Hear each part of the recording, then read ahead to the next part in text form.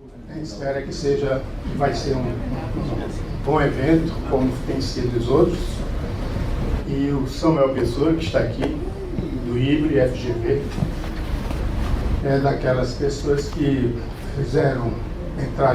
saíram de exatas para a economia, fez mestrado em física, doutorado em física e pulou para as chamadas ciências econômicas.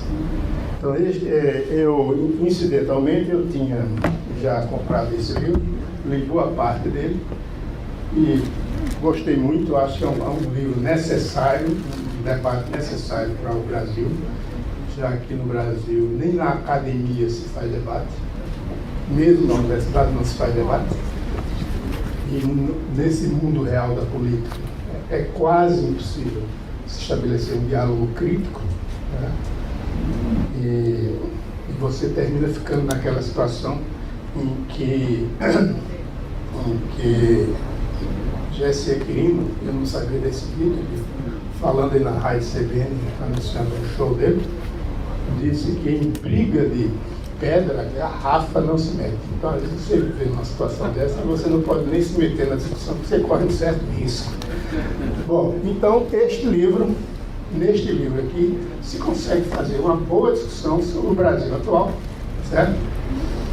Eu não sei porque o nós e eles, entre aspas, não está citado aqui, devia estar, porque eu acho que a polarização atual começou com nós e eles, e hoje tomou outra forma, certo? E a gente precisaria amadurecer muito para conseguir estabelecer um diálogo racional em torno do que fazer com a economia e, portanto, o que fazer com o Brasil, né? Que estradas vamos pegar, certo? Então, o Samuel vai fazer essa discussão aqui a partir de algum apanhado que ele vai fazer no próprio livro. Depois não vamos ter um debatedor formal.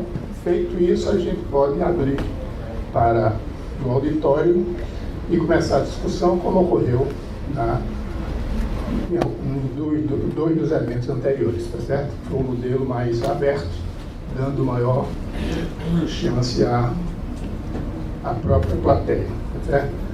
E este movimento, para quem não sabe, é um movimento que começou em 2015.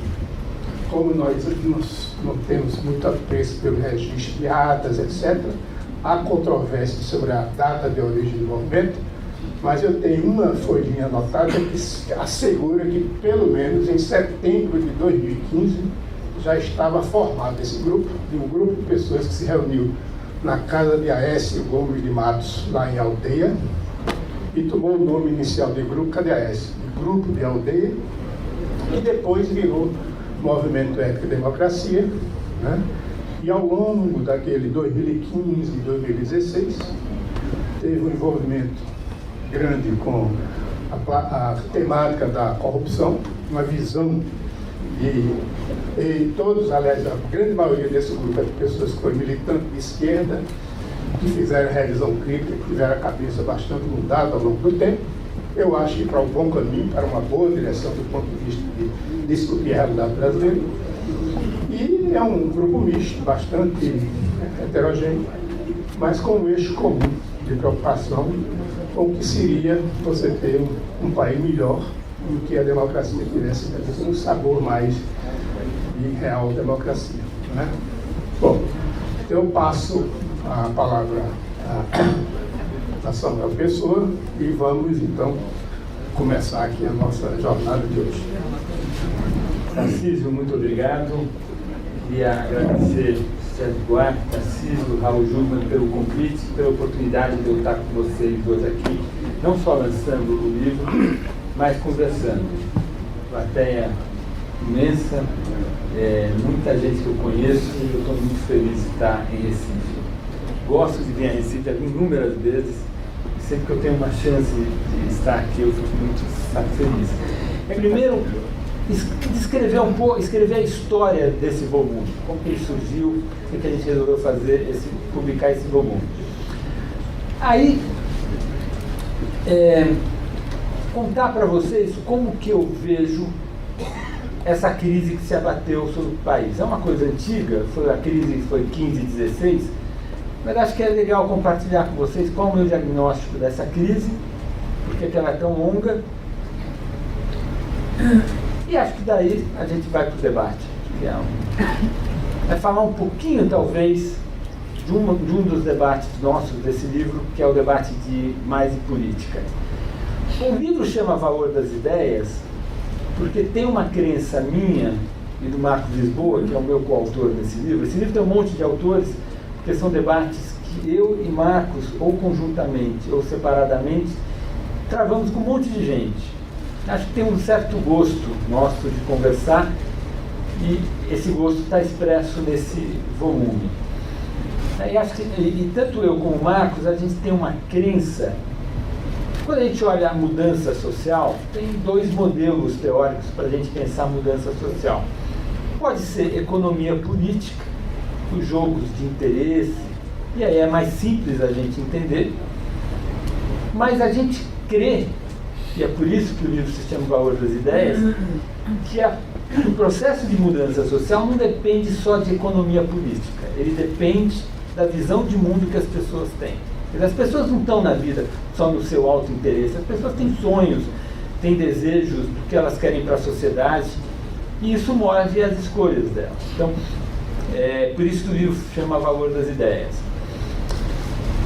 Outra característica, a gente travou muitos debates. O primeiro debate é um debate meu, que iniciou entre mim e o Rui Fausto. O Rui Fausto é um professor de filosofia da Faculdade de Filosofia e Ciências Humanas da USP, conhecido, é um marxista canônico, que faz leitura do Capital a partir do Hegel, e ele escreveu um artigo criticando a esquerda, pela esquerda, na Piauí, e eu entrei no debate, e ele acabou publicando o livro, fez um capítulo adicionando discussões, e aí eu preparei um texto para esse livro dele, para o lançamento desse livro. Tem toda essa conversa. Essencialmente a gente discute nesse primeiro debate a natureza do governo FHC. Um dos pontos que eu defendo nesse debate é que a dificuldade da esquerda em entender a natureza do governo FHC é muito ruim para o país. A esquerda, pela disputa política, a dita esquerda, trata o governo FHC como um governo de centro-direita, um governo neoliberal. Isso não é verdade. A gente argumenta longamente que, por qualquer critério razoável, o governo FHC é um governo de centro-esquerda, é um governo social-democrata. É um governo que aumentou a carga tributária e aumentou o gasto social. Em qualquer lugar do mundo o governo faz isso, é social-democrata. O ponto não é uma disputa de nome. O ponto é que o fato da dita esquerda demonizar o governo FHC faz com que, quando a esquerda vai para o poder, ela tem que fazer alguma coisa muito diferente daquilo e acaba fazendo coisas erradas. E, no nosso entender, esse é um dos pontos principais do debate, tanto meu com o Rui Fausto, tanto no segundo debate, também foi o debate que ocorreu nas páginas da Piauí, entre o Marcos Lisboa e o ex-prefeito de São Paulo, Fernando Haddad, ex-ministro da Educação, é que a grande diferença entre o período petista e o período do FHC não está na política social, mas está na política do nacional desenvolvimentismo ou do intervencionismo que o petismo fez renascer das cinzas. Parecia que era uma coisa meio ultrapassada e a gente retomou. Então, esse é mais ou menos o tom das primeiras duas conversas. Ela também trata da questão da globalização, do fenômeno do aumento da desigualdade no mundo e como que a gente lida com isso. Tem um terceiro debate, que é o debate com o sociólogo Celso Rocha Barros. O Celso é um cara muito interessante, a gente é muito amigo dele. Costumo dizer que o Celso é o petista que eu mais consigo conversar. É um cara muito bom senso, muito educado, e a conversa é muito boa com o Celso.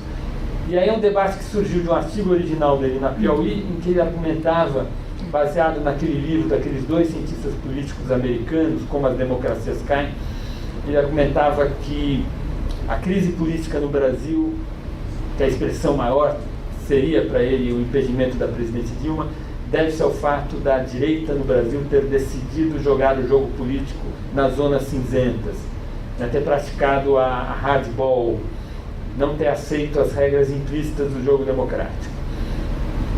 E o nosso argumento, meu e do Marcos, essa foi uma conversa que eu e o Marcos travamos com o Celso, começou no artigo do Celso na Piauí, mas a gente fez o debate depois todo no blog do Ibre, essa coisa fica em revista, né? Tem que passar por editor, fica meio demorado, a gente queria fazer uma conversa mais rápida, então fomos no blog do Ibre, e o nosso argumento era que se a gente usar esse conceito de hardball ou de zona cinzenta, e se nós olharmos a prática política do PT, o PT é um partido que pratica, que joga o jogo democrático nas zonas cinzentas desde o início, tanto na oposição quanto no governo. Esse era o nosso ponto de vista. E a parte final do livro, eu confesso que eu acho um debate mais aborrecido, mas no Brasil é importante, é um debate nosso com os economistas heterodoxos, né, que é um pensamento econômico no Brasil muito popular. A gente tem diversos departamentos de universidades públicas que têm departamentos de economia que perseguem essa tradição e me parece que uma parte significativa dos erros de política econômica que foram cometidos, já vou voltar a tratar disso, tem como fonte uma questão também ideológica, de ponto de vista, de visão de mundo, que é a maneira como os economistas heterodoxos brasileiros interpretam o processo de desenvolvimento dos países do leste asiático, de crescimento acelerado, como Japão, Coreia, Taiwan e agora a China continental.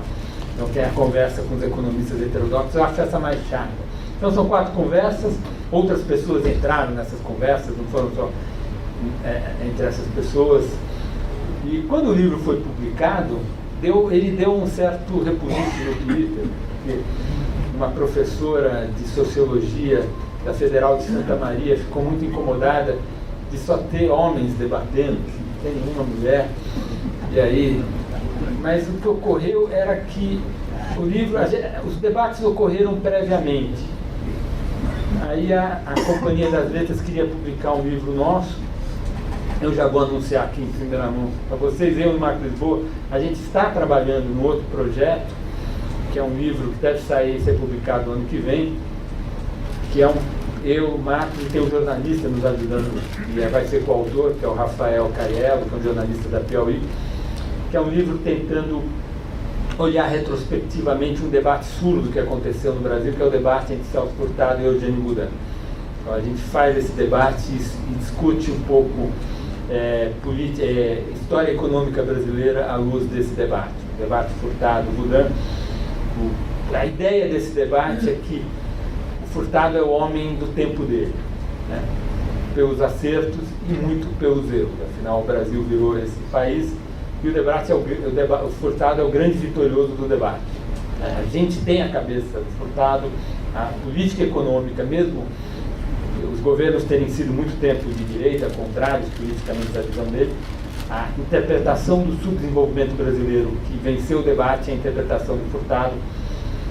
E se o Furtado é o homem do tempo dele, que expressa as limitações e as qualidades da sociedade a qual ele foi formado, o Eugênio Goulart é um homem 50 anos na frente do tempo dele. É um homem que nos anos 50 falava em educação como ponto fundamental para o desenvolvimento econômico.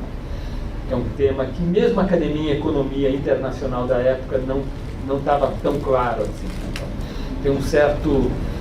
É meio impressionante quando a gente relê os escritos do Goulart. Ele escrevia mal a beça, mas eu recomendo, quem tiver curiosidade, tem 3 textos do Goulart que eu gosto muito, foram publicados na Revista Brasileira de Economia, sempre no fascículo de setembro, respectivamente nos anos de 52, 54 e 56. O de 54, que chama Produtividade, é uma coisa impressionante.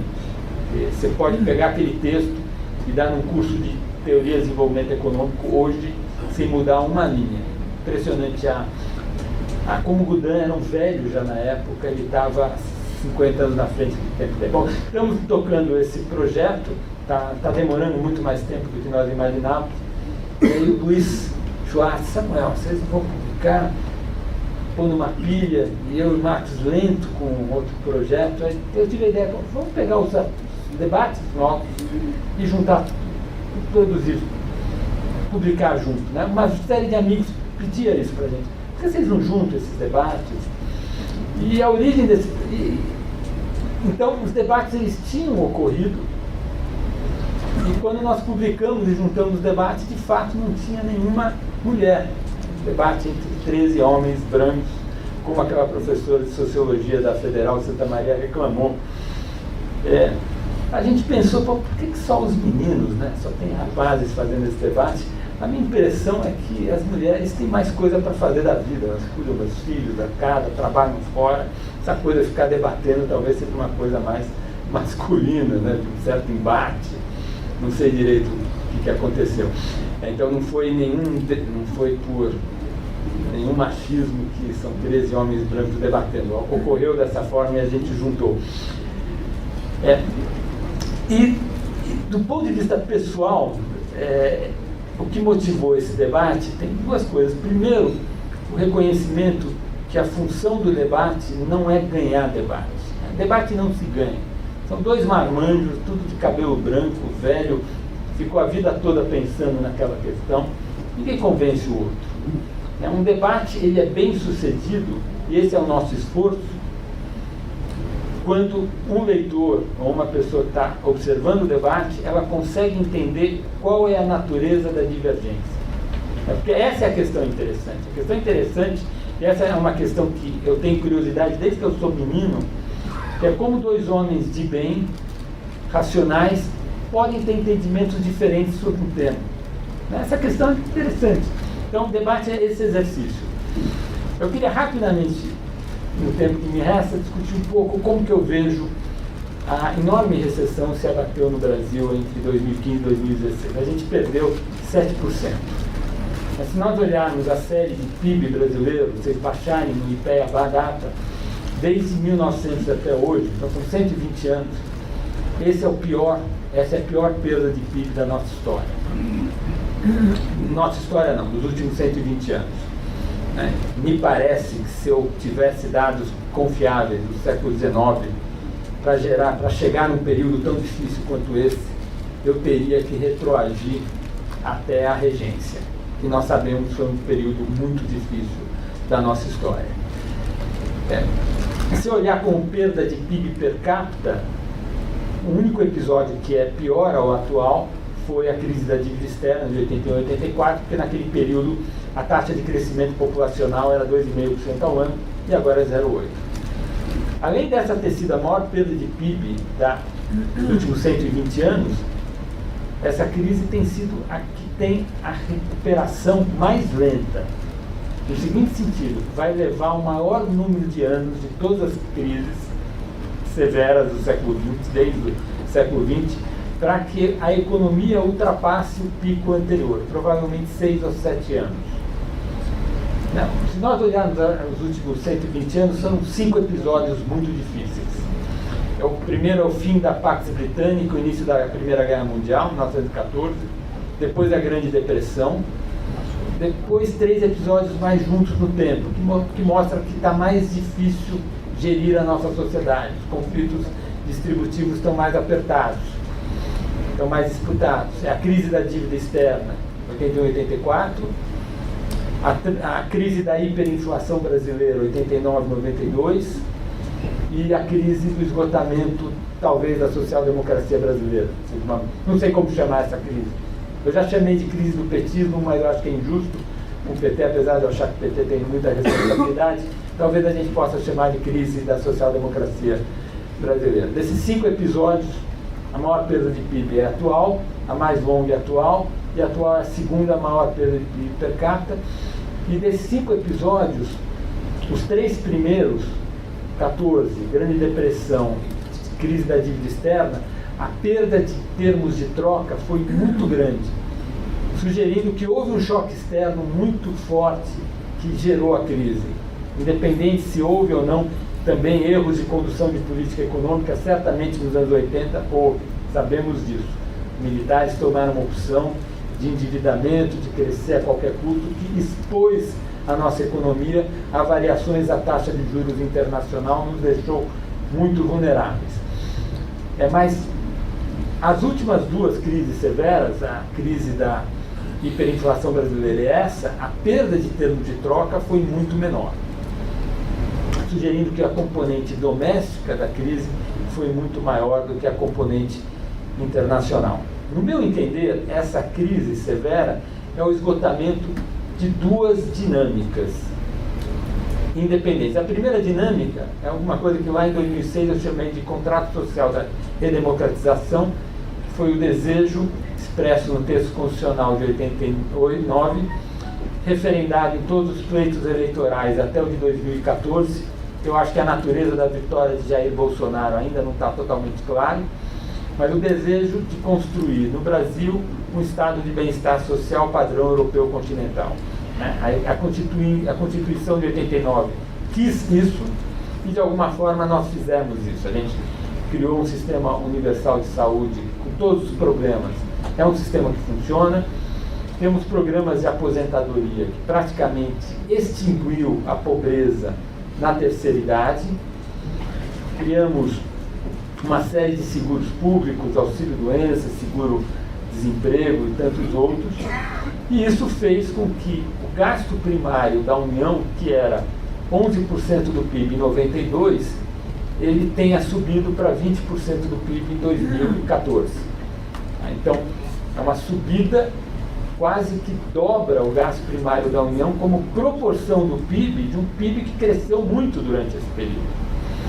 Esse processo, ele ficou, o desequilíbrio desse processo, porque um gasto não pode crescer mais do que o PIB eternamente, ele ficou escondido porque entre 99 e 2011 a taxa de crescimento da receita de impostos foi muito superior ao PIB também, em função de um longo processo de formalização da mão de obra e de um longo boom de commodities. Quando essas duas dinâmicas se esgotaram por volta de 2011, o desequilíbrio fiscal apareceu, ele foi se acumulando.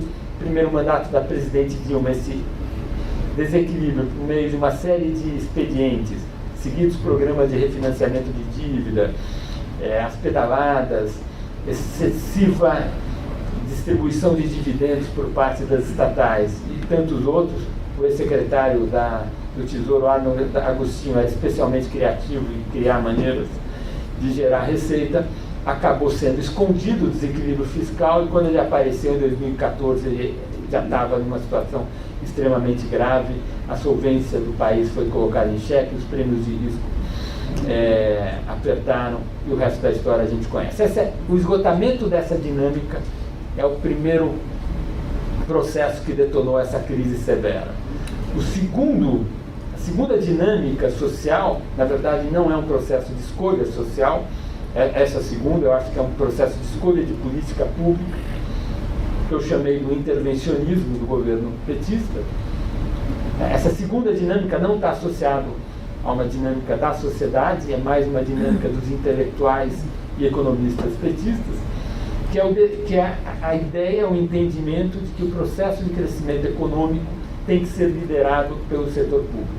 O setor público ele tem que alocar a poupança da sociedade com intervenções, que é um processo que aconteceu no governo Geisel e aconteceu no período nacional desenvolvimentismo, e segundo os economistas de tradição heterodoxa, é a leitura que eles têm do sucesso dos países do leste asiático e como que esses países conseguiram superar a armadilha da renda média.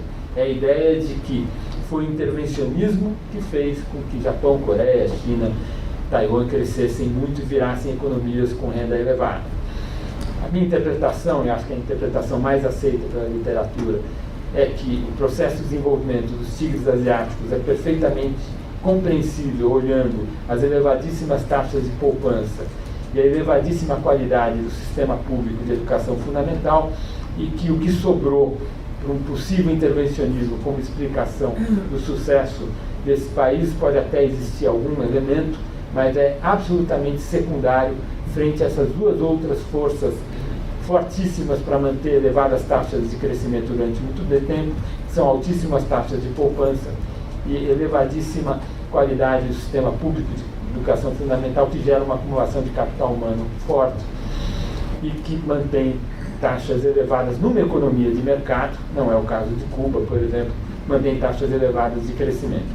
Bem, esse é um debate que tem uma natureza mais positiva e menos normativa, E a mudança que houve na condução da política econômica, com a saída do ministro Antônio Palocci e a ida para o Ministério da Fazenda do ministro Guido Mantega, expressa essa mudança de orientação e de diagnóstico sobre o problema do crescimento econômico. Então, uma série de políticas que foram adotadas a partir daquele momento, todo um programa de estaleiros, forte capitalização do BNDES, quase 500 bilhões de reais, desonerações, mudança do marco regulatório do petróleo, conteúdos nacionais em inúmeros setores, hipertrofia da Petrobras, com estímulo, construção de inúmeras refinarias, depois uma intervenção do setor elétrico e tantas outras medidas que geraram, no nosso entender, explicam essa crise. Elas têm por trás uma compreensão do processo de desenvolvimento econômico, no meu entender, está equivocada. Esse processo esgotou. Em que sentido que ele esgotou? O esgotamento está muito claro no primeiro mandato da presidente Dilma.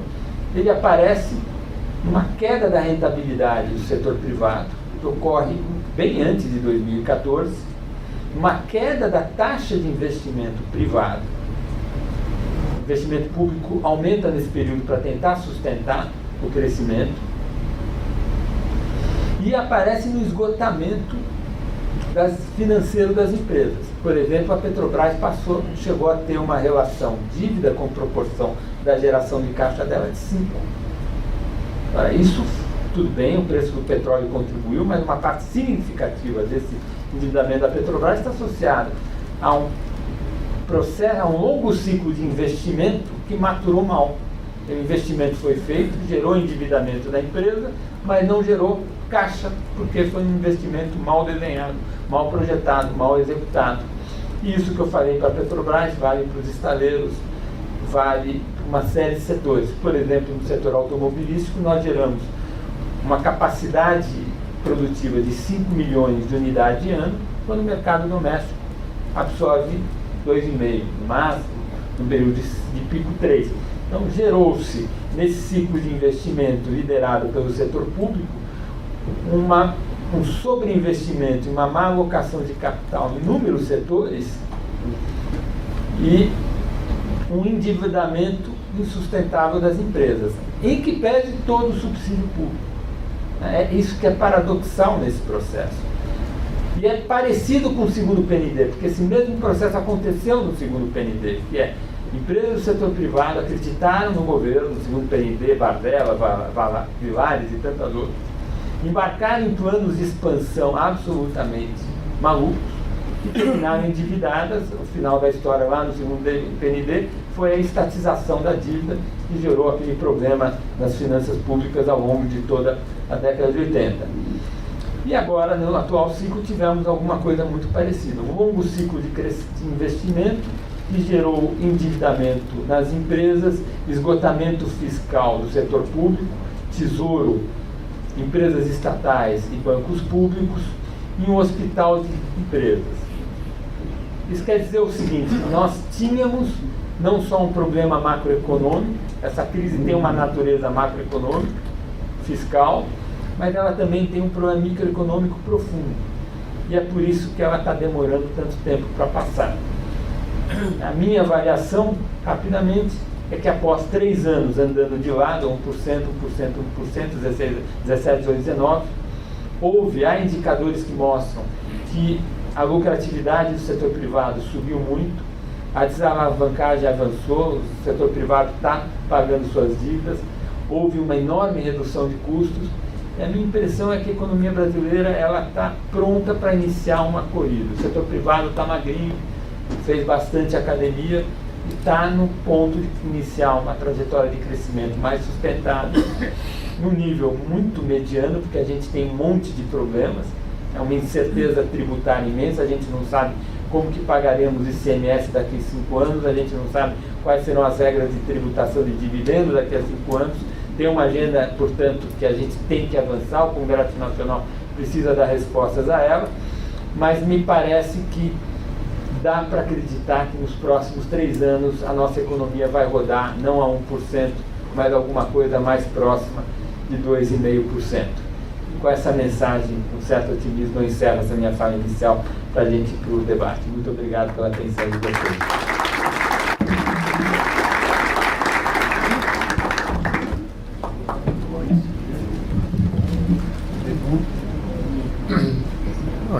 Rigorosamente dentro do horário, né? Tá ótimo.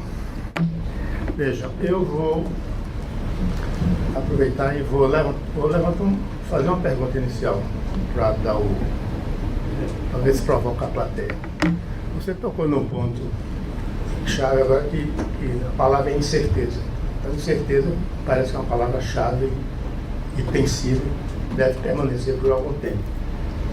Eu entendo, eu tenho lido algumas coisas sobre isso, que do ponto de vista institucional, daquilo que a gente precisa fazer em termos de instituições econômicas no Brasil, você tem um grande grau de incerteza e a governança também não ajuda muito a reduzir o grau de incerteza em algumas coisas. Está havendo um processo de privatização que está andando, não há uma coisa clara assim. A gente tem que procurar informações sobre como anda a privatização, mas não há dúvida de que esse é um caminho para a saída. Você tem que captar poupança privada, né, porque a solução fiscal ainda deu uma avançadazinha, mas vai demorar um pouco. Então, a gente precisaria ter menos incerteza na construção de novas instituições econômicas. No meio disso, dessa incerteza, o governo chega a fazer coisas que realmente atrapalham, porque geram um barulho político imenso, né?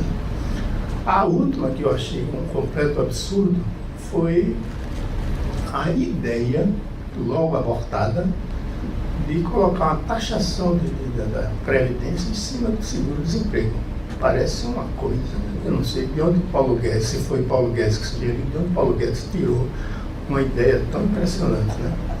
Então, coisas desse tipo estão acontecendo muito. Então, a parte da governança, tá certo? Está atrapalhando um bocado.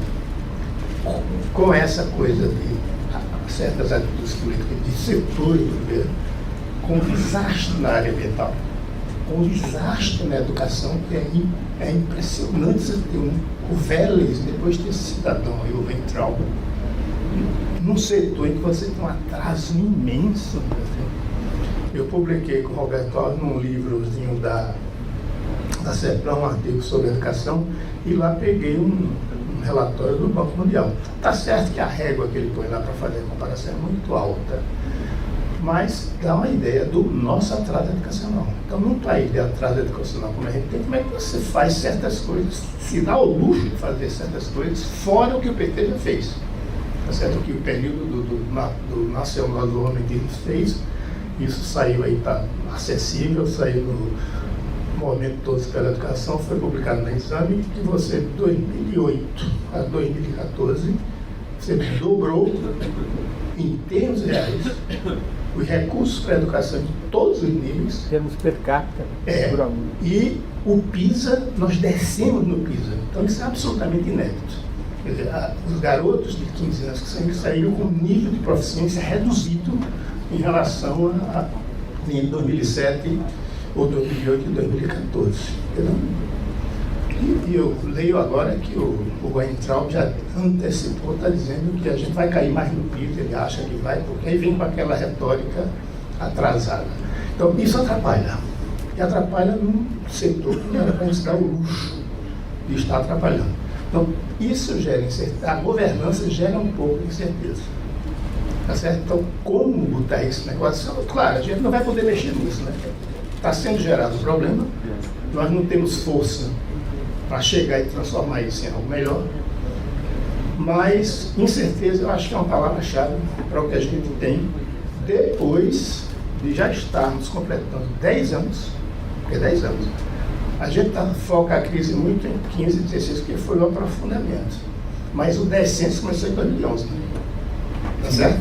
Quando chegar 2020, nós teremos uma década similar à década perdida no global, sem considerar a coisa demográfica, né? O crescimento populacional. Então, eu acho que esse é um problema que eu ainda não vi. Eu li boa parte do livro, mas a incerteza não me apareceu aqui como problema. E a questão de reconstrução institucional, acho que essa é uma coisa muito séria. Nossa, um monte de coisa, Tarcísio. Obrigado.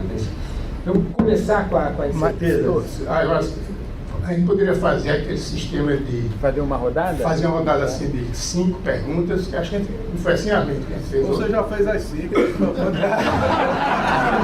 Eu fiz uma só. Eu resumi na questão institucional. Eu quero que foque na questão da incerteza nessa época, certo? Mas... Raul. Samuel, a questão é da anterior, um pouco ao contrário do Tarcísio, para trás. O que a gente pôde aprender a respeito dos erros que foram cometidos? Eu me lembro que li os artigos de Mansueto, estava muito claro que o rombo fiscal ia estourar em algum momento. A despeito disso, as instituições não fizeram nada ou fizeram muito pouco para evitar a tragédia que veio. O que a gente pode aprender, né, a respeito da operação das nossas instituições, que é um debate grande, se elas estão entregando, estão funcionando ou não estão. Do ponto de vista econômico, parece que não. Ou seja, as nossas instituições de controle público, lei de responsabilidade fiscal, criaram uma série de caminhos para desrespeitar. O que impede de que isso não aconteça novamente? Ou seja, a academia falhou, em parte, provavelmente, ou seja, sabe que a academia e economia, às vezes é melhor não vir porque não há consenso. Então, do ponto de vista institucional, onde foi que o Estado brasileiro, se eu entender, falhou, ao não, pelo menos, atenuar o descontrole fiscal que estava aparente. Olhar para os dados, isso não vai dar em boa coisa. O fato é que as instituições que a gente criou não parece até aqui suficiente para boa gestão fiscal do Estado brasileiro. O que a gente pode aperfeiçoar ou criar em cima disso? Ou seja, ou pelo menos o que a gente aprendeu sobre isso? Onde está o nó? Tá bom? Então, agora, quem quiser se inscrever... Eu vou começar com a pergunta do Raul, porque essa é uma pergunta que eu tenho uma reflexão mais clara. Mas essa pergunta casa na pergunta da incerteza. Que assim, se nós olharmos as instituições fiscais do governo FHC, que foram feitas principalmente entre 97, o último ano, em 97 foi a renegociação da dívida dos bancos dos estados com a União, e depois a lei de responsabilidade fiscal, que é de 2000. Qual era a característica básica das instituições fiscais que o FHC nos legou? Era amarrar muito a mão dos estados e dar muito poder discricionário ao secretário do Tesouro. Ou seja, o que sustentava a estabilidade fiscal era você ter um secretário do Tesouro em cima dos entes subnacionais. A gente tem que lembrar que a hiperinflação brasileira foi fruto, a inflação os militares nos legaram, mas a hiperinflação foi fruto da redemocratização. E era uma redemocratização com um presidente fraco e governadores eleitos, que gerou um problema imenso nos estados. Ou seja, a hiperinflação, no meu entender, é fruto de um comportamento de free rider dos estados sobre a União.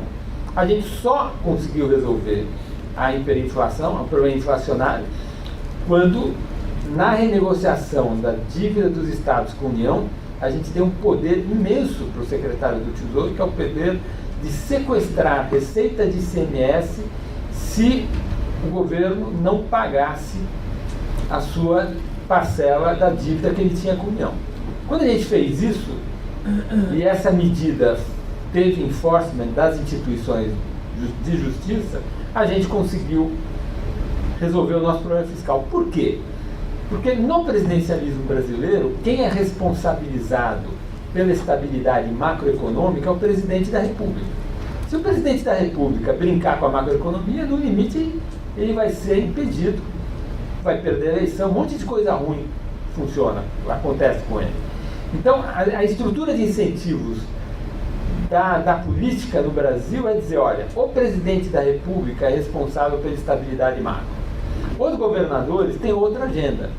Se eles puderem ferrar a estabilidade macro para tocar a agenda deles no Estado, eles vão fazer. E aí foi o que eles fizeram na redemocratização.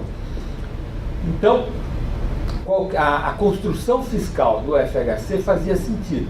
Eu amarro a mão dos governadores com a lei de responsabilidade fiscal e com o contrato de renegociação e deixo o espaço de discricionariedade da política fiscal com o secretário do Tesouro, que está alinhado com o ministro da Fazenda, que está alinhado com o presidente, e está todo mundo alinhado com a estabilidade macro, porque se fizer bagunça na macro vai ser punido, e nesse sentido as instituições funcionaram.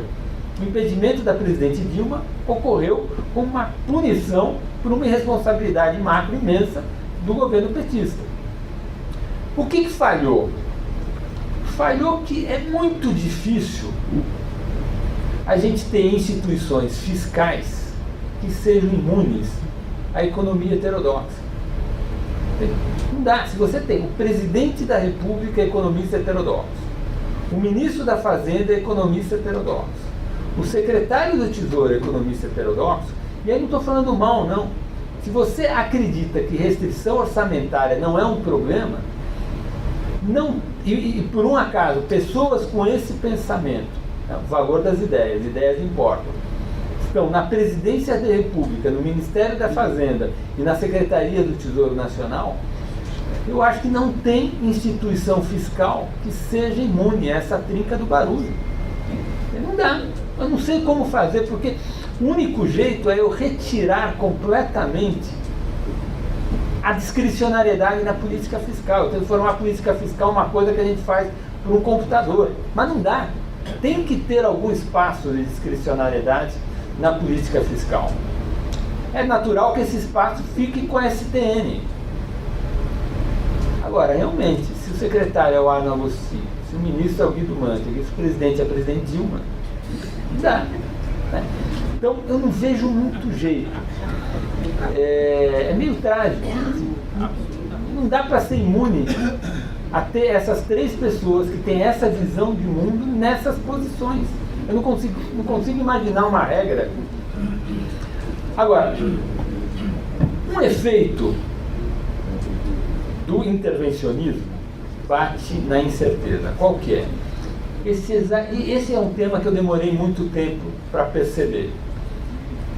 Então, assim, só para terminar a sua pergunta, Raul, a dúvida que eu tenho é: será que os economistas heterodoxos aprenderam? Será que, dado o desastre que foi, eles aprenderam que política fiscal a gente tem que ser conservador? Não sei, essa é uma pergunta que eu tenho. Mas também tem a pergunta: será que os economistas heterodoxos aprenderam que intervencionismo não funciona? Que crescimento econômico e educação são instituições, são outras coisas? Não sei.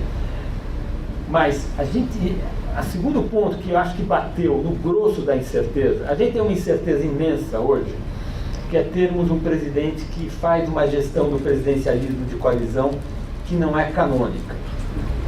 Né? Ou seja, tem a ciência política brasileira, Fernando Limonde, a dupla pernambucana da ciência política, Marcos André Mello, Carlos Pereira, Fabiano Santos e tantos outros intelectuais, cientistas políticos de primeira grandeza que a gente tem no Brasil hoje, aprenderam como que a gente lida, como que se lida com o sistema político brasileiro, como se faz gestão de coalizão. Né? Sabemos que o FHC foi um excelente gestor, Lula já não tão bem, porque o PT tem um problema, é mais difícil fazer a gestão do nosso presidencialismo de coalizão quando o presidente é de um partido mais à esquerda e o Congresso é mais à direita. Temer foi talvez o melhor gestor da história do presidencialismo de coalizão, segundo os indicadores do Carlos Pereira. Então, os indicadores do Carlos Pereira são a ideologia, a heterogeneidade ideológica da coalizão, e distância da ideologia média da coalizão da ideologia média do Congresso, proporcionalidade na distribuição dos ministros pelo tamanho dos partidos da coalizão e a baixa ou não sobre a representação do partido do presidente no gabinete de ministros. Por esses 4 indicadores, o governo Temer é o governo que tem o melhor, os melhores, é o governo cuja coalizão foi mais homogênea, a distância média para a ideologia média do Congresso foi a menor, maior proporcionalidade na distribuição dos ministérios e a menor sobre a representação do partido do presidente no gabinete.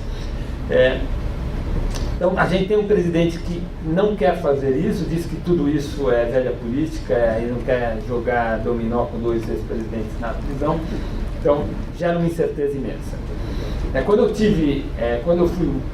eu terminei com aquela mensagem otimista, que é a minha crença, minha avaliação, não, a crença de que a gente vai sustentar taxas de crescimento levemente, não vão ser brilhantes, porque ainda tem muita incerteza, principalmente tributária, que impede um ciclo de crescimento do investimento mais forte. Mas crescimento do investimento a 3, 4%, que é suficiente para sustentar taxas de crescimento do PIB a 2,5%, eu acho que a gente tem. Eu acho que isso é imune ao Twitter do presidente e às crises políticas recorrentes que a gente vê pelo estilo da presidência da República. Então, num certo sentido, eu acho que a gente vai viver um certo descolamento entre a política e a economia nos próximos anos. Nesse nível medíocre de crescimento, mas bem melhor do que 1% nos últimos 3 anos. Agora, a gente olha para o intervencionismo que foi absolutamente exagerado na política econômica, elaborei aqui um pouquinho sobre isso.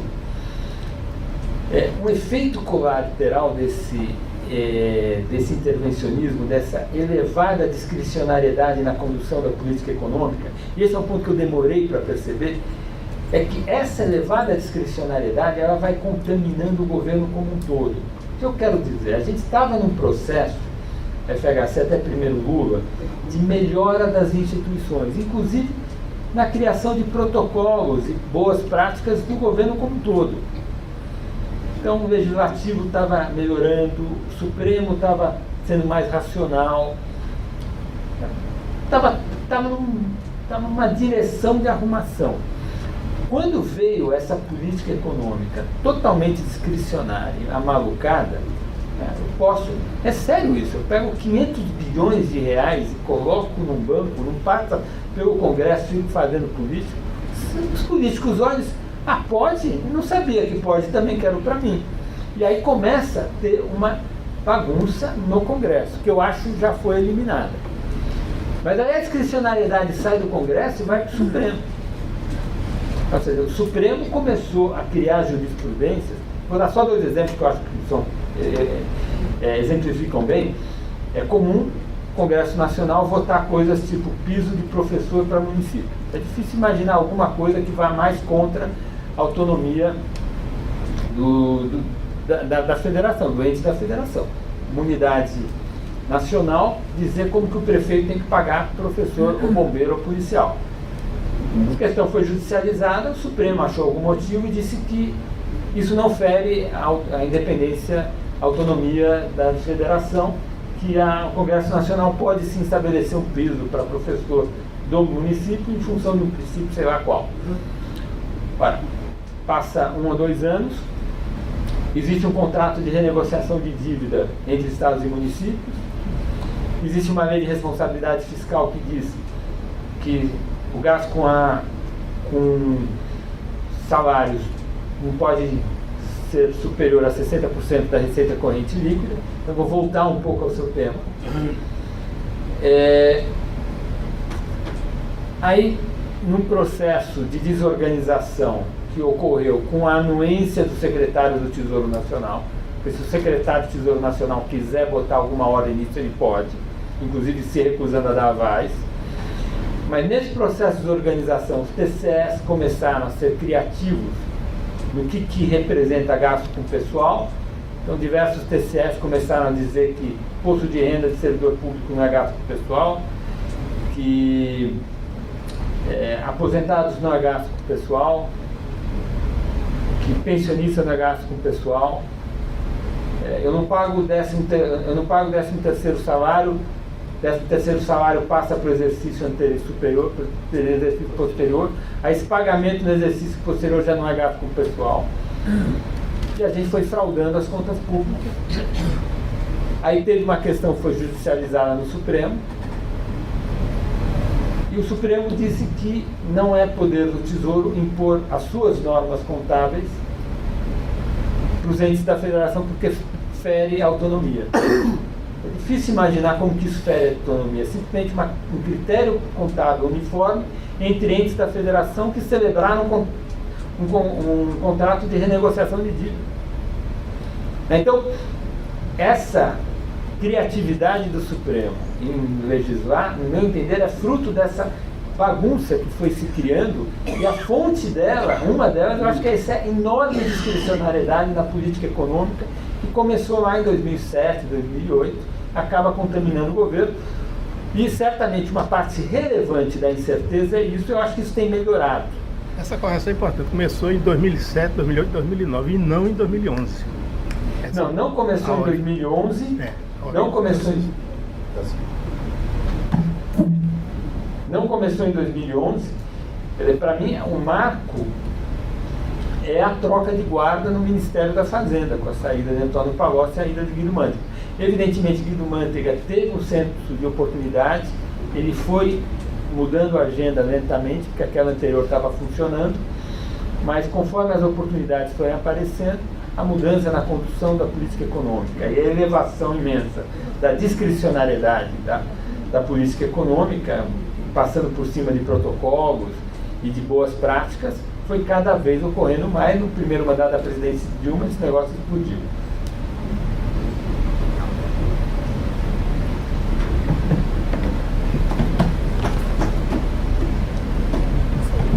Boa noite, eu sou médico, professor de medicina e muito interessado em política pública em saúde.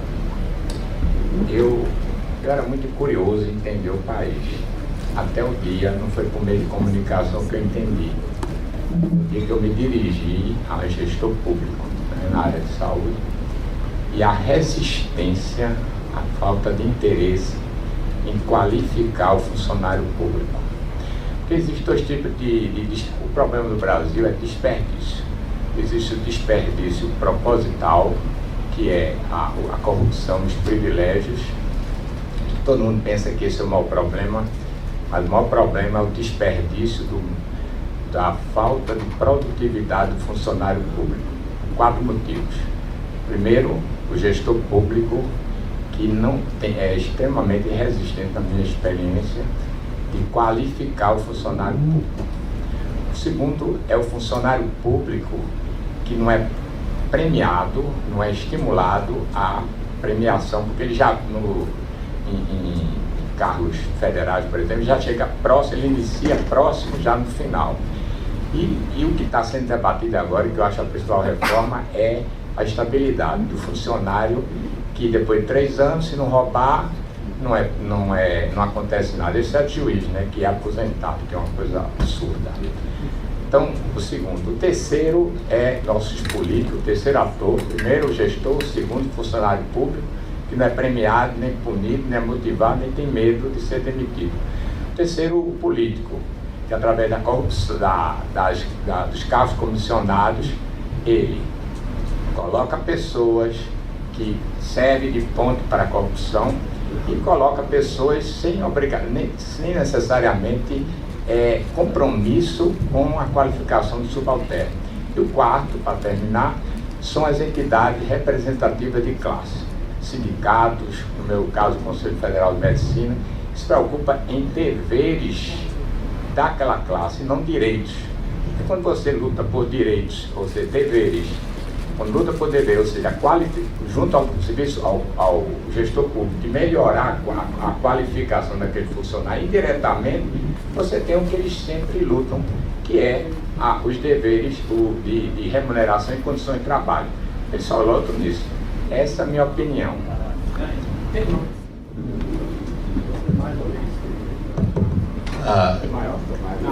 Um dos economistas mais citados para que ele gosta de gastar muito acima do que se arrecada no país é Keynes. Então, usualmente você diz, não, Keynes disse na década dos 30 que ele tem que expandir o gasto público, não importa as posições macroeconômicas, institucionais, históricas existentes para isso. Então, eu queria fazer esse registro, porque sempre Keynes se move no túmulo toda vez que ele é usado como argumento para expandir de forma irresponsável o gasto. Aí tem surgido outras coisas interessantes que eu queria ouvir a sua opinião. Surgiu agora a nova política monetária. Modern Monetary Theory. Exatamente. Aí eu queria ver, a minha pergunta é muito rápida, eu queria ver a tua apreciação sobre isso. Tá, perfeito. Surgiu um artigo agora, em julho, uma discussão da possibilidade do estímulo fiscal, né? Um artigo da uma carta ao IBRE, que teve aquela discussão, não sei se você recorda, que aí até o Nelson Barbosa coloca uma ideia de retomada de obras públicas paradas, e a sua fala vai na linha de uma reativação do Minha Casa Minha Vida. E aí ficou esse debate, Laura Carvalho comemorou, né, e tal, e aí eu queria escutar um pouco sua opinião sobre isso, porque hoje a gente tem um viés econômico de Paulo Guedes que é um pouco do que a centro-direita pensa. O Brasil está muito polarizado, bolsonarismo, lulismo. A centro-direita hoje tem um programa econômico que me parece um pouco parecido com o de Paulo Guedes aí. Essa é a grande dificuldade do meio de achar, e a minha dúvida é, cabe algum tipo de estímulo fiscal agora no país, assim, essa coisa da retomada do Minha Casa Minha Vida, porque eu achei que o debate ficou meio chamuscado, mais politizado, e a gente vive uma taxa de desemprego absurda no país, e a retomada lenta da economia demora, obviamente, a retomada de emprego. Então, a minha pergunta é, caberia algum tipo de estímulo fiscal com esse orçamento estrangulado? Acabamos de ter a reforma da Previdência. Eu queria saber a sua opinião sobre esse artigo, exatamente como é que ficou, basicamente. Tá? Três boas perguntas. Vou começar com a primeira, do colega aqui. Eu acho assim, eu estou desde que eu nasci pensando no Brasil. Acho super difícil. Eu nem gosto de viajar muito, eu não viajo muito para o exterior, eu falo mal inglês, eu acho sair do Brasil muito chato. O Brasil já é suficientemente complicado para a gente gastar uma vida pensando nele, né? Então, eu te entendo. Eu acho que o que você me disse foi o seguinte: a gente achava até um tempo atrás que desenvolvimento econômico era investimento. Então, um pouco o que a gente fez no passado recente tem um pouco essa tradição. É uma visão meio hidráulica do desenvolvimento econômico, meio mecânica. Foi um longo aprendizado do pós-guerra para cá. Essa visão veio um pouco do Keynes. Por quê? Porque o Keynes inventou uma coisa impressionante. Ele inventou uma coisa que deu certo. Você tinha uma economia abaixo do pleno emprego, você tinha um problema muito complexo, e ele mostrou que tinha uma engenharia que resolvia. Tinha uns botões lá que a gente apertava, que eles chamam de política monetária e política fiscal. Você apertava os botões, era uma coisa relativamente simples, e a economia voltava a crescer. Então, Keynes talvez tenha se deparado com um dos primeiros casos em que um problema muito complexo tinha, sim, uma solução relativamente simples e que estava certa. Bom, esse negócio deu tanto sucesso que a macroeconomia virou uma coisa mais importante. E a gente levou, e esse foi o erro, e acho que esse é o erro que os heterodoxos fazem até hoje, quando a gente vê o debate do Gudan, o Celso Furtado, tem isso por trás. A gente achou que o desenvolvimento econômico de longo prazo também era uma questão de engenharia. Era apertar uns botões, eu apertava os botões certos e gerava crescimento, e o botão que eu tinha que apertar era o botão do investimento. E o mundo entrou nisso. Nos anos 50, 60, 70, o Banco Mundial gastou bilhões na África com ajuda e tal, e foi jogar dinheiro no lixo. Teve que vir um historiador econômico, Douglas North, e na verdade o que o Douglas North fez foi só nos ensinar o Adam Smith. De certa forma, a mensagem keynesiana no meio do século XX foi tão forte que a gente esqueceu do Adam Smith, que é instituições importam. E o Douglas North recuperou essa mensagem e disse: o desenvolvimento econômico é essencialmente a gente construir. Eu vou falar uma definição O problema é que a definição é super simples e faz todo sentido. A implementação prática da definição não é fácil, porque cada circunstância, cada realidade vai dizer que a gente tem que implantar essa definição de um jeito e não é muito operacional, mas ajuda a gente a entender o final do desenvolvimento. O que Douglass North nos ensinou não entender estava no Smith é que desenvolvimento econômico a gente tem um marco legal e institucional que alinhe os incentivos privados com os retornos sociais. Ou seja, toda ação de uma pessoa, de um agente econômico na economia, gera um retorno para essa pessoa. A gente chama isso de retorno privado. Esta mesma ação gera um retorno para a sociedade como um todo. Instituições que geram crescimento eficiente, que geram funcionamento eficiente de uma economia, são instituições que alinham os retornos privados advindo das ações dos indivíduos com os retornos para a sociedade. E instituições que geram subdesenvolvimento são instituições que permitem com que exista um monte de maneiras de uma pessoa se dar bem, sem que ela simultaneamente tenha que gerar um retorno para a sociedade, mais ou menos do mesmo tamanho do retorno privado. Então, uma sociedade que é fácil roubar, o roubo é isso, é uma atividade privada, dá trabalho inclusive roubar. A gente vê esses assaltos de carro forte em São Paulo, os caras ficaram meses, eles trabalharam muito para produzir aquele assalto. Mas o resultado daquele assalto é só uma transferência de riqueza entre pessoas, não tem nenhum produto social sendo produzido. E a sociedade está gastando recursos para aquele assalto. Então, uma sociedade que assaltar é fácil, é uma sociedade que vai ser subdesenvolvida. Uma sociedade em que uma pessoa pode prestar um concurso para ser servidor público e depois ela tem uma estabilidade, não vai ser cobrada, e vai ter uma renda perpétua com aposentadoria vitalícia, é uma sociedade que a gente está desalinhando os incentivos privados com os retornos e, portanto, gera desenvolvimento. Todos os casos que você mencionou, que me parecem são casos verdadeiros, são casos que se adequam a essa questão mais geral. Essa questão é muito forte. Desalinhamentos dos incentivos no Brasil são muito presentes. Toda a legislação tributária gera isso, o altíssimo custo de conformidade da legislação tributária, o grau excessivo de litigiosidade que nós temos, diversas formas de planejamento tributário que há, e em todas as áreas a gente tem. Então, eu diria, eu concordo com tudo que você falou, mas eu acho que o problema é mais geral. E o desenvolvimento econômico é um processo lento, que a gente tem que ter paciência, de construção institucional. E é isso que eu quis dizer, que é a tragédia do intervencionismo. Porque o intervencionismo, com excesso de discricionariedade na política pública e falta de observação dos protocolos e das boas práticas, ele destruiu instituições. Por exemplo, destruiu a confiabilidade no Banco Central. Isso custou muito caro para a gente, para desinflacionar a economia em 2015, 2016, 2017. E a gente está, desde o governo Temer, no meu entender, num processo de reconstrução institucional que agora está um pouco confuso em função das escolhas de gestão de política do nosso presidente. Modern Monetary Theory. Então, Keynes eu já falei, né? Eu acho assim, e o Keynes tem a ver com a sua pergunta também. Então, estão bem encaixadas. As três perguntas tinham um quê de Keynes nela. Eu acho que a mensagem do Keynes está absolutamente correta. Quando a gente está abaixo do plano de emprego, de forma muito clara, política monetária e fiscal ativa gera crescimento econômico. O Keynes era mais cauteloso do que a gente. O Keynes é um grande autor. Esses grandes autores, eles são dúbios. Você encontra o que você quiser no Keynes. Isso não é verdade, por exemplo, para o Kalec.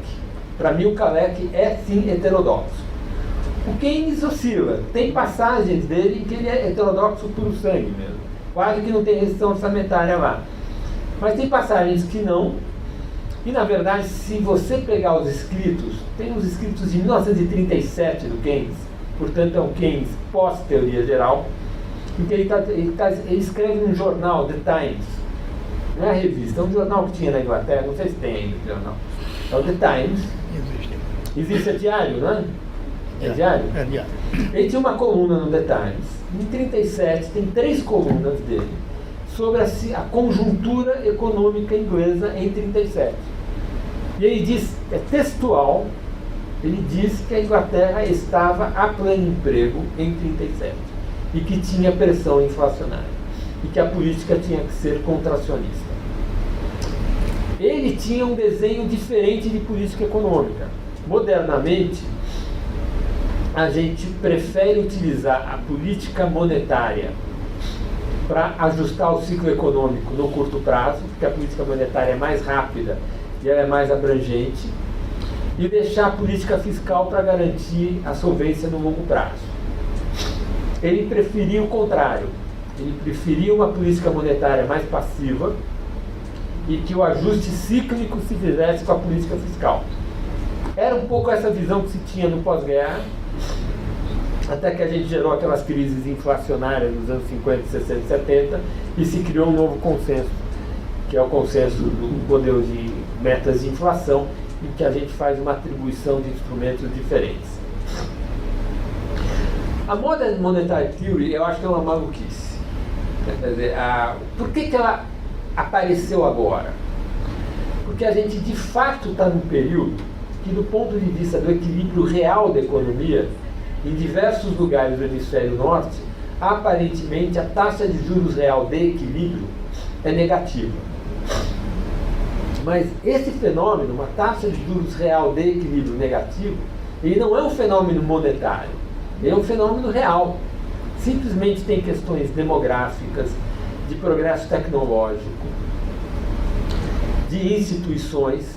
A gente sabe que a Ásia, que cresce muito, tem um sistema previdenciário muito pouco generoso e, portanto, estimula taxas de poupança altas, mesmo quando os juros são muito baixos. E esses fenômenos todos fazem com que nós tenhamos excesso de poupança no mundo e vivamos uma situação em que, aparentemente, diversos países do hemisfério norte operam hoje, isso é certamente verdade para o Japão, mas aparentemente parece que é verdade para a Europa, para os Estados Unidos é meio borderline, mas parece que o hemisfério norte trabalha com uma taxa de juros de equilíbrio que, se não for real, ela é muito próxima de zero. E se for positiva, é muito baixinha.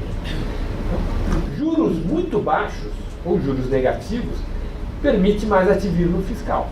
Qualquer pessoa que calcula superávit primário requerido para estabilizar a dívida pública, sabe que se o juro for negativo, você pode ter opera com déficit primário permanentemente.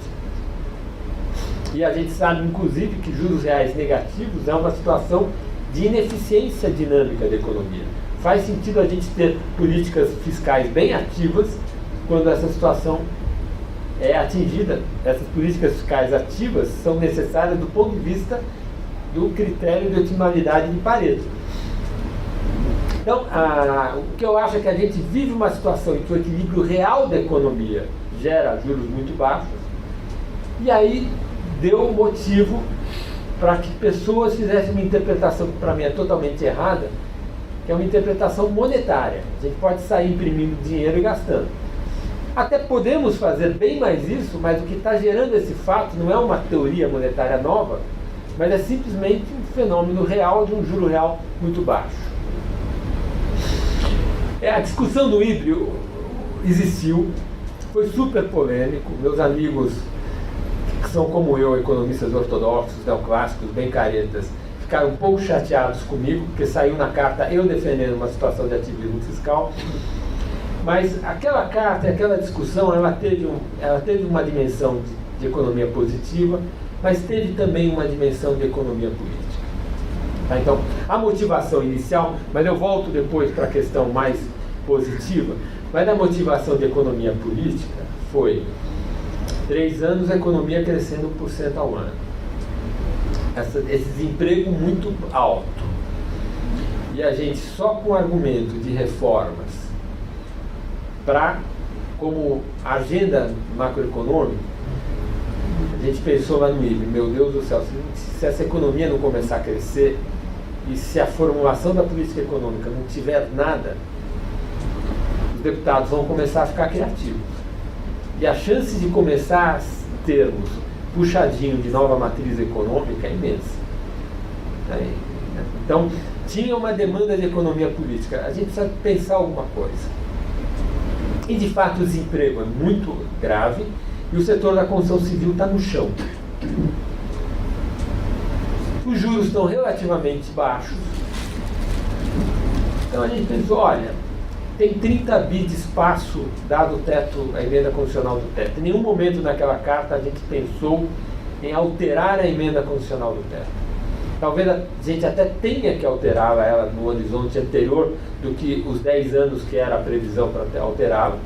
Talvez tenha que se mexer nela antes, mas eu acho que antes que nós reconstruamos as instituições fiscais, e essa reconstrução das instituições fiscais passa por pelo menos 3 medidas: a reforma da Previdência, que já foi aprovada, a inclusão de estados e municípios na nova Previdência e os gatilhos que estão nas emendas, fazem parte da penca de PECs que o ministro mandou há 2 semanas para o Congresso. Antes que a gente enfrente essa agenda, eu acho que ele não pode mexer na emenda constitucional 95. Mas, de fato, há um espaço de uns 30 bi, e a discussão que nós fizemos era a oportunidade da gente usar esse recurso. Vai gerar um endividamento a mais, é grave, mas, dados juros muito baixos, expectativas de inflação muito baixa, a gente achou que era um risco que valeria a pena correr, colocar esse dinheiro para atividades de construção civil, seja Minha Casa Minha Vida, seja obras paradas, que é um setor que emprega muita gente e ajudaria a aliviar uma certa retomada do crescimento. Foi essa posição defendida no IBRE. Vários colegas meus foram muito críticos a mim, mas eu acho que o argumento faz sentido. Eu continuo sustentando essa posição. É sua posição neo-keynesiana, Samuel? Não, uma keynesiana clássica. Né? Mais alguma inscrição aqui? Arlindo e Clemente de Arlindo. Clemente Rodas. Vou me sentar.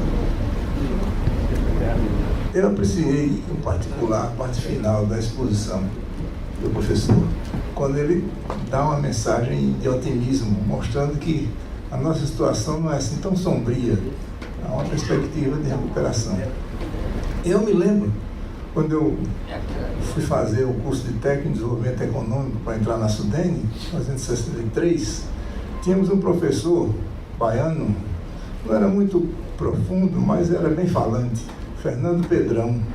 Quando ele falava em recessão, ele dizia, para vocês compreenderem o que é uma recessão, naquela época, basta caminhar pelas ruas de Buenos Aires e não ver um edifício em construção.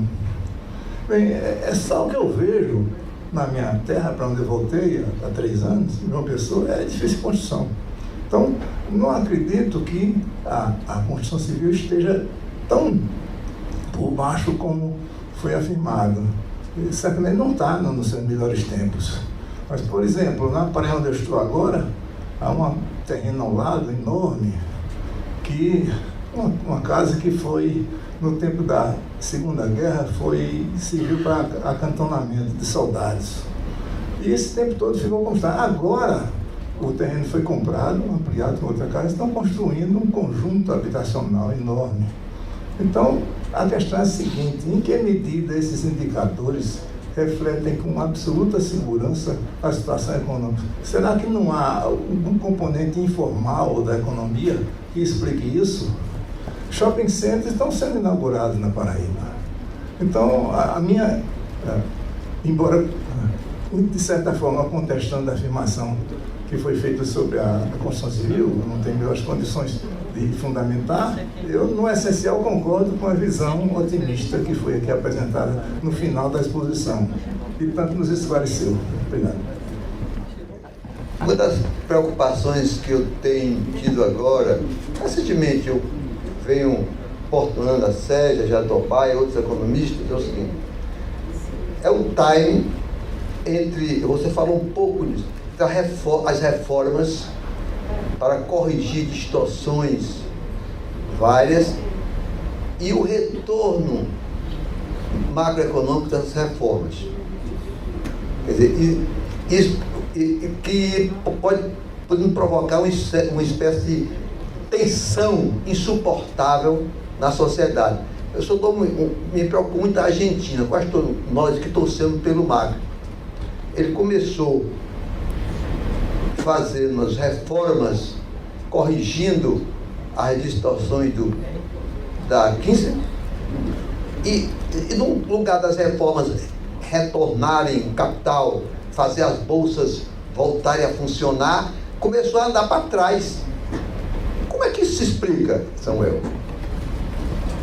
Eu tenho sempre pensado muito nesse otimismo em que, em alguns momentos, eu mesmo tenho, de que as coisas podem estar caminhando, apesar do presidente que nós estamos, da família do presidente, dessas coisas todinhas que aparentemente desandam tudo que é de política, existe um certo otimismo. E esse otimismo, na maioria dos argumentos, falam, primeiro, de uma coisa que eu não chamaria da falência, mas da redução da importância da social-democracia dentro do mundo político, inclusive no nosso mundo político brasileiro, e um crescimento de um liberalismo, entende, onde as forças econômicas, particularmente no nosso caso, onde o ministro da Economia representa um pouco essas forças do liberalismo, e as regras estão sendo determinadas cada vez mais nesse sentido do liberalismo. Eu me pergunto, em que nós diferimos do Chile, que teve um processo de liberalização da economia, de redução do papel do Estado, talvez muito parecido com o que a gente está falando que está acontecendo com a gente. Então, onde esse otimismo esbarra na falência, praticamente, da economia, do Estado, pelo menos do progresso que a gente observava no Chile? Essa pergunta é importante porque justifica, e eu gostaria de justificar meu otimismo. A sua percepção me parece que está correta. De fato, a construção civil ainda está no chão, ela caiu muito. Mas existe uma recuperação da construção civil em curso, que não é em todos os segmentos, certamente segmento de infraestrutura está muito machucado. Em Minha Casa Minha Vida também está machucado, porque depende muito do orçamento e acabou o orçamento.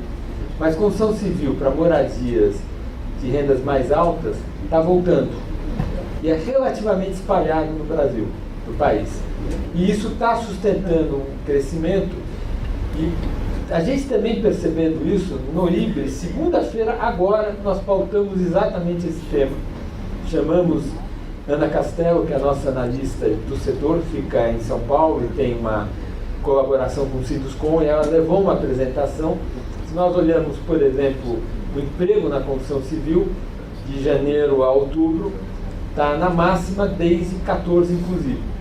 A gente tem que ir até 2013 para ter um ano que, do ponto de vista do emprego da construção civil, é melhor do que o ano atual. Então, tem uma recuperação de emprego ainda muito incipiente, são 65 mil postos de trabalho criados, alguma coisa assim, mas tem sim uma recuperação nesse segmento e, segundo Ana, ela avalia que o setor de construção civil cresce 2,5% ano que vem. Então, estamos aí numa recuperação mediana, mas é uma melhora.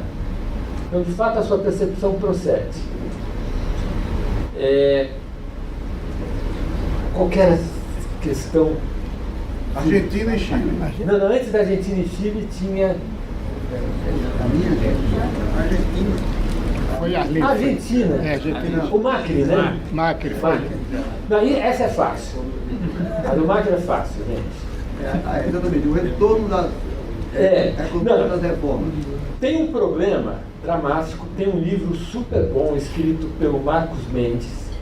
Marcos é consultor legislativo, um cara de um nível espetacular. Escreveu um livro alguns anos atrás que se chama Por que o Brasil Cresce Pouco? Eu morri de inveja porque é o livro que eu gostaria de ter escrito, mas pelo menos eu prefacei o livro, então fiquei feliz, agradecer a oportunidade do Marcos. O Marcos é um cara espetacular, a gente pensa muito parecido. E agora ele está lançando um livro que é Por que é difícil fazer reformas no Brasil? Ele estudou diversos países que passaram por longos períodos reformistas, estudou quais são os fatores que estimulam a reforma, os fatores que dificultam, e de fato reforma no Brasil é difícil. Um dos motivos que a reforma é difícil é que há uma defasagem longuíssima entre a reforma e o resultado dela. Essas reformas, em geral, elas são microeconômicas. Por exemplo, as Hartz-reformas no mercado de trabalho na Alemanha nos anos 90, elas demoraram 10 anos para maturar. Volta e meia eu vejo na imprensa, a gente fez uma reforma trabalhista correta no governo Temer, baseado nas Hartz-reformas. E a gente, todo dia, tem gente que escreve no jornal, não está gerando emprego, a reforma trabalhista não funciona. Claro que ela já está funcionando. A geração de emprego não está mal, mas demora anos para maturar. Então, esse é um problema. Dado esse problema, o Macri cometeu pelo menos um erro. Ele cometeu um erro que a gente cometeu no primeiro FHC. Lembrar, no primeiro FHC a gente fez um monte de reformas micro, mas não enfrentamos muito o problema fiscal. Apareceu um problema fiscal na saída do Plano Real. O gasto público cresceu muito no governo Itamar, aumento do salário mínimo, gerou um problema fiscal. E o FHC não tratou do problema fiscal no primeiro mandato. Ele começou a tratar no primeiro mandato, mas ele tratou do problema fiscal, fez ajuste no primeiro ano do segundo mandato, um ajuste forte pelo lado da Receita. A atuação do ex-secretário da Fazenda, Everardo Maciel, foi importantíssimo para que a gente achasse receita para que a inflação não voltasse. Mas no primeiro mandato do governo FHC tinha esse discurso: a gente liberalizou e vai crescer pela liberalização. Não funciona. Não se resolve problema fiscal com crescimento econômico. Esquece. Problema fiscal a gente resolve aumentando carga tributária e reduzindo gasto. E reduzir gasto é melhor do que aumentar carga tributária para ajudar para que a recuperação venha mais rápido. Então o Macri caiu nesse conto que é meio maluco, porque hoje essa é a mensagem dos heterodoxos brasileiros. Os economistas heterodoxos brasileiros que dizem que a gente resolve o problema fiscal com crescimento. O Macri meio que acreditou nisso. O Macri não fez nenhum ajuste fiscal. Ele recebeu uma situação muito difícil. Qual foi a situação que ele recebeu? A inflação oficial era 15% ao ano, mas nós sabíamos que a Cristina tinha intervido no IBGE deles. Então a inflação correta era 25% ao ano. E havia um atraso tarifário, queria colocar mais 10 pontos percentuais na inflação no ano. Então, na verdade, ele herdou uma inflação de 35%, com déficit primário, pasmem, 4,5% do PIB. Déficit primário, 4,5%. Foi o que a Cristina entregou para ele. Déficit primário de 4,5% não é problema do presidente da República. Por quê, gente? Porque déficit primário de 4,5% é um conflito distributivo extremo. Porque a economia estava, além de tudo, a pleno emprego. Então, numa economia a pleno emprego, com 35% de inflação, um déficit primário de 4,5%. Essa situação, você tem que chamar a política. Você tem que chegar para o Congresso Nacional e dizer: olha, vocês têm que resolver esse problema não é meu, eu sou presidente. Esse problema é da sociedade. A sociedade escolheu uma estrutura de gastos que não é compatível com a estrutura de receita que esta mesma sociedade estabeleceu para ela. Tem uma inconsistência. E essa inconsistência não é da presidência da República. A inconsistência da sociedade, a sociedade tem que resolver. Eu, como presidente da República, aceito qualquer solução que você quiser dar. O que eu estou querendo dizer com isso? Eu sou presidente liberal, eu quero reduzir carga tributária, mas a sociedade quer aumentar a carga tributária para tapar um buraco de 4,5% do PIB, tem que aceitar. Ajuste fiscal dessa dimensão não é problema de executivo, é problema legislativo. O Macri não fez isso, ele nem conversou sobre isso. O Macri, que ele fez, ele enganou todo mundo. Os argentinos falam isso bem, né? Eles são muito melhores que a gente nesse negócio. Aquele presidente legal, casado com aquela moça bonita que veste rendas brancas, olho azul, todo mundo olha, não. A gente que é meio caboclo, a gente sofre mais para convencer o mercado financeiro internacional, né? Tem que fazer mais coisa e tal. Então, esses argentinos levaram o mundo na flauta. Ele não fez nenhum ajuste fiscal nos 2,5 primeiros anos dele, zero. Eu nunca me enganei com o Macri, eu fazia uma coisa só, eu olhava as contas públicas. Cada 6 meses tem lá o World Economic Outlook do FMI, fazia só isso. Entrava no World Economic Outlook do FMI e via quanto estava o primário. Aí, meu Deus, não vai. Sabia que não ia dar certo. 4,5% de déficit primário é uma tragédia. Você tem que sair gritando. Gente, resolva esse negócio. Eu costumo dizer que tem guerra civil, inflação e depois disso tem a civilização. Inflação não é civilização. Pior do que inflação, só guerra civil. É uma sociedade que não entra em acordo como que eu vou tributar e como eu vou gastar, é inviável. Né? Então, eu acho que o Macri fez errado. Ele não teve a conversa com a sociedade que ele deveria responsabilizar a política para resolver esse problema. O Chile, eu acho que é um caso muito mais dramático. O Chile é o caso de sucesso da América Latina. A renda per capita do Chile, que era abaixo da brasileira, hoje é quase que o dobro da brasileira.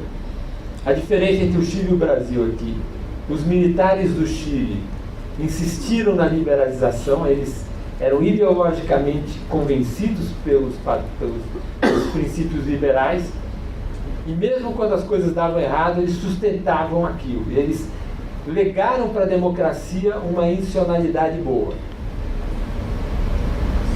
Apesar de eles terem cometido um erro no câmbio, eles acertaram muito na microeconomia, acertaram muito na institucionalidade, erraram no câmbio.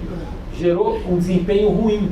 O crescimento da Argentina no Chile no Pinochet não foi bom. Foi melhor do que do Brasil, mas não foi bom. Mas eles de fato passaram um país arrumado, e a concertação teve a genialidade de perceber as vantagens, as coisas boas que os militares tinham feito, e deu continuidade. E aprimorou na área social, que era o grande problema que aquele país tinha. Então essa é a diferença do Brasil. Os nossos militares começaram certo com o Castelo Branco, depois fizeram tudo.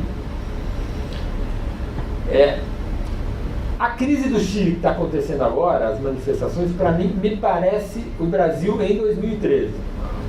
Eu não acho que a gente corre o risco de, no curto intervalo de tempo, observar esse tipo de manifestação. A minha impressão é que esse tipo de manifestação ocorre quando você tem um fim de um longo ciclo de crescimento e a sociedade antevê os problemas. Ela antevê o esgotamento. Gera um mal-estar a partir de uma situação boa, porque as pessoas para ir para a rua protestar, elas têm que ter alguma folga, elas têm que estar um pouco bem. Quando você está mal demais, morrendo de fome, você não vai para a rua, você vai resolver os seus problemas. A gente tem visto isso na Venezuela. Baixa capacidade que a oposição está tendo de mobilização lá.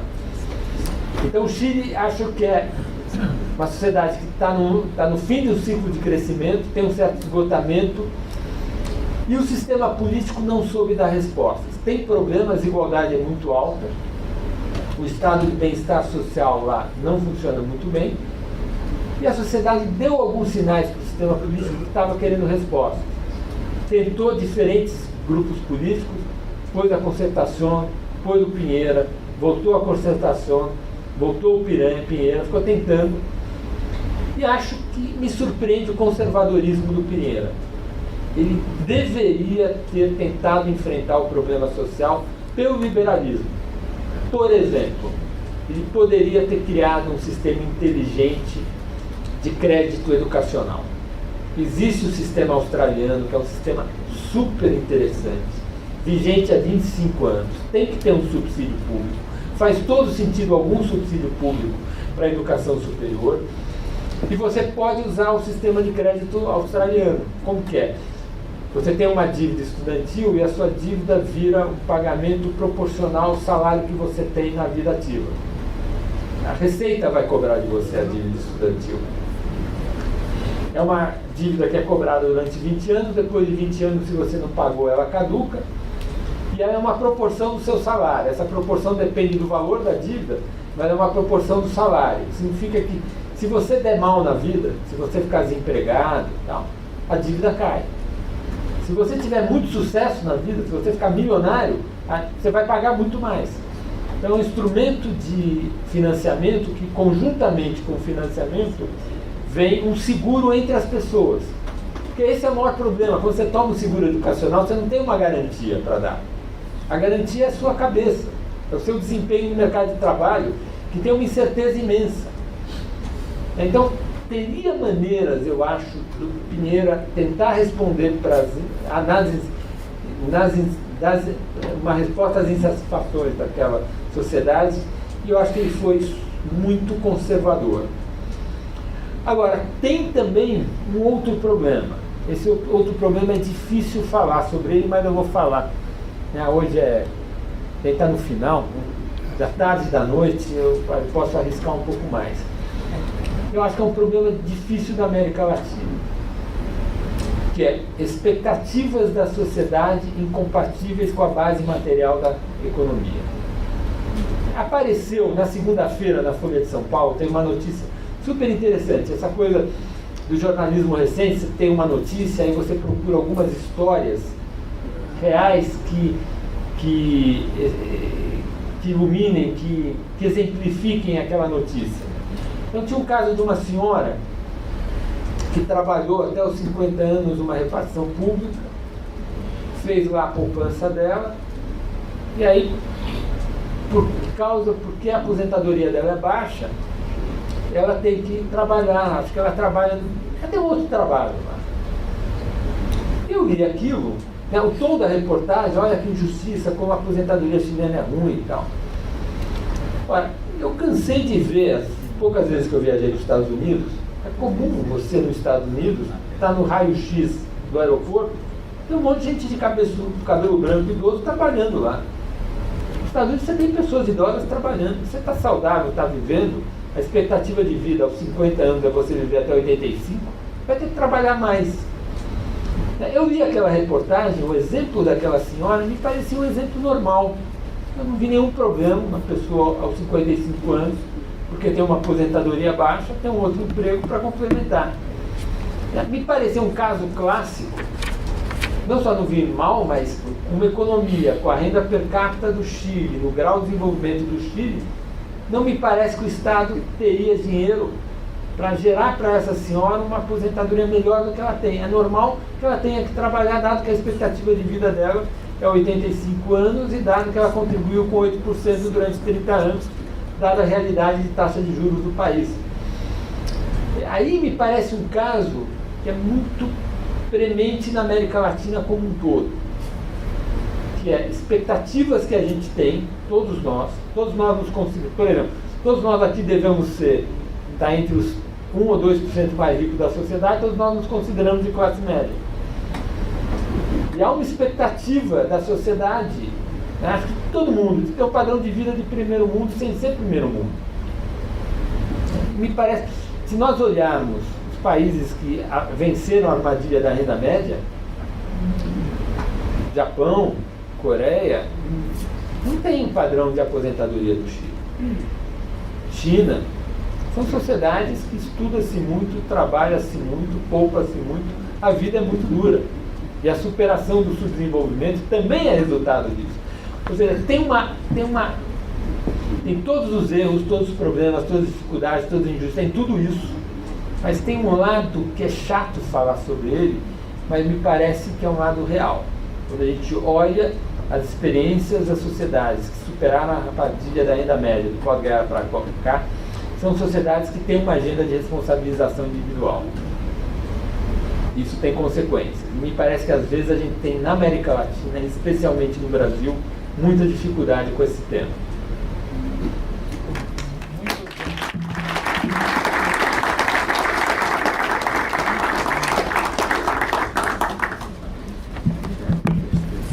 Mais alguma pergunta? Acho que pelo visto não, né? Veja, eu queria só corrigir aqui, eu esqueci de citar o apoio que vem sendo dado pelo Porto Digital e pelo Instituto JCPM, do Jornal do Comércio, certo? São além do Centro José de Castro e do Softex. Então, esses são os grandes apoiadores daqui. Eu gostaria de agradecer a todos e agradecer a Samuel pelo bom momento que tivemos aqui. E vamos ver a próxima jornada.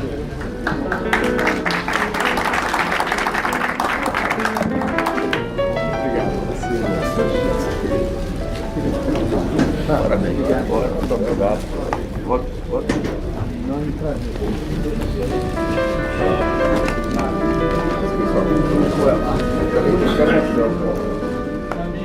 Muita coisa para